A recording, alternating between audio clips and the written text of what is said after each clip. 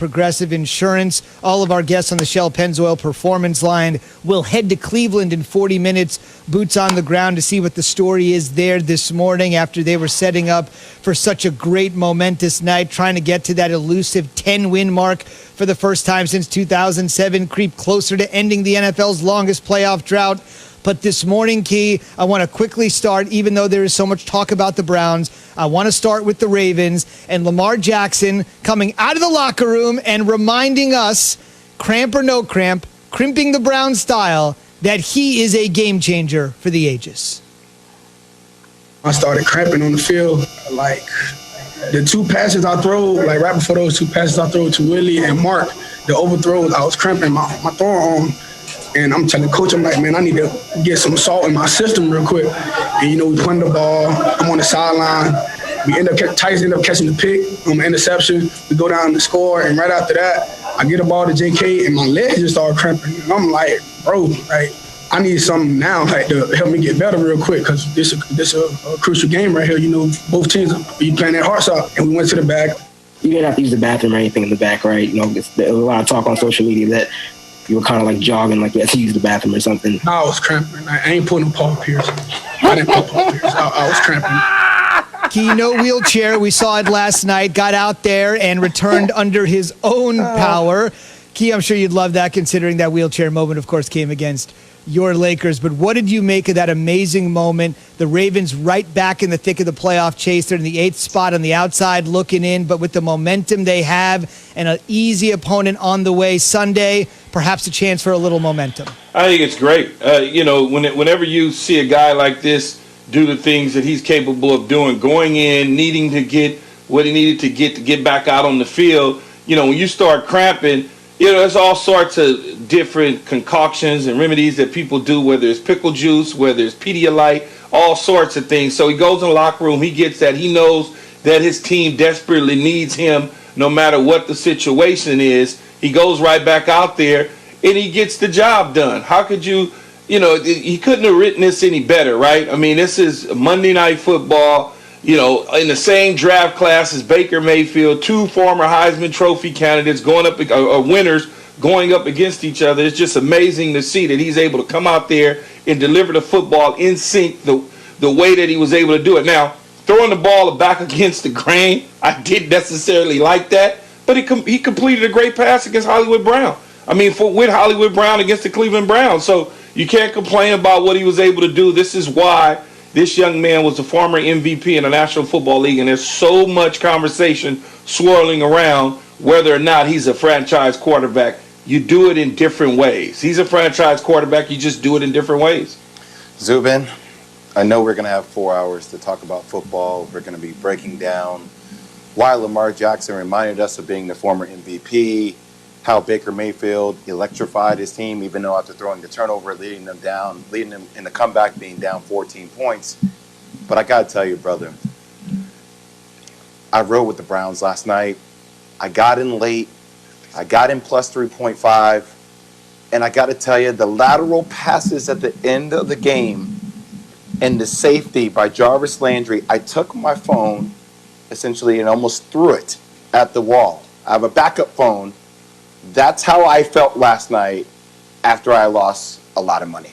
I'm just going to say it to you. I'm really mad. I have to vent my frustration to the American people because I feel like a lot of people were in the same boat that I was in last night. And I know Key's going to tell me, well, that's why you don't bet. Don't do things like that. I'm just saying, I had it.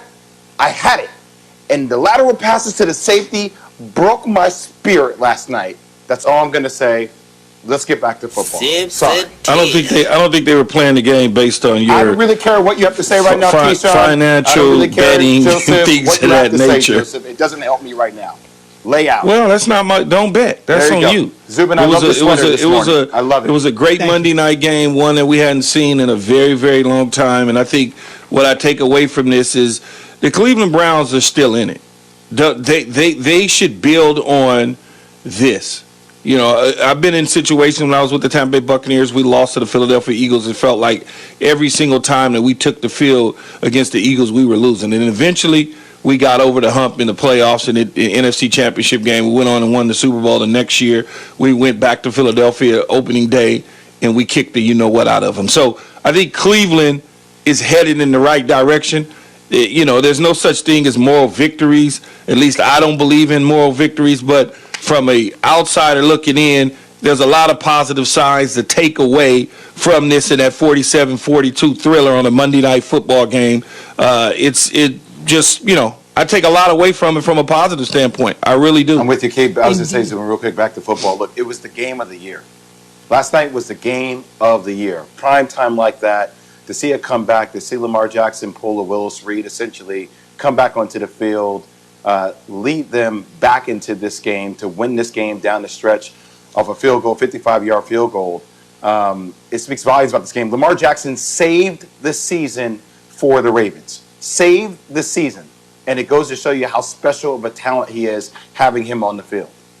There's no doubt about it. About 50 years ago, as Jay referenced, Willis Reed saved the Knicks season, their championship season, by limping back out there, and a half century later. Paul Pierce did the same thing. Saved Boston Celtics season.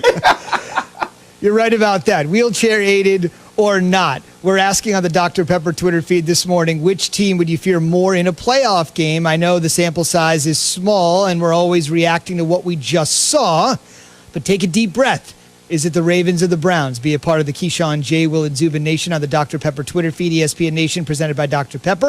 It's official. College football is back, and so is your favorite Dr. Pepper-loving college football town, Fansville. Head to a store near you to treat your inner college football fan to a nice cold 20-ounce Dr. Pepper today. Quickly on the schedule front, I mentioned it's not quite a bye week for the Ravens, but they do have a short week in Jacksonville, which I guess does qualify somewhat of a bye week. The Jags have lost 12 in a row, and with everything going on with the Ravens with COVID, it's a good opportunity to sort of maybe get things in order and reset against one of the NFL's worst teams. Meanwhile, the Browns, this is so 2020. The Cowboys have been flexed out of 2020's Sunday night game for the Browns, and the Browns will take on the Giants. Short week, big stage for Cleveland again. We'll see if this time they can come through with America watching on a Sunday night as opposed to last night. Key, real quick, I'm not going to cast aspersions on either team's defense when one scored 47 and one scored 42, but I know you have some concerns. When you start to look at the matchups that they could face down the line in the playoffs, if they get in the playoffs, which I think they will based on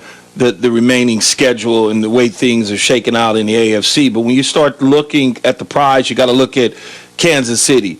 Can they hold up against an explosive offense like Kansas City? Can they punish again the Tennessee Titans and stop that power running game with Derrick Henry? Can they do those things a second time around? Can they stop the Baltimore Ravens a potential third time around? So when you look at those sort of things, what happens in a resurgence of Phillip Rivers and the Indianapolis Colts when they come to town? I mean, it's just all of those sort of things you have to look at when you start talking about playoff contenders, playoff time, because we're at the end of the season now.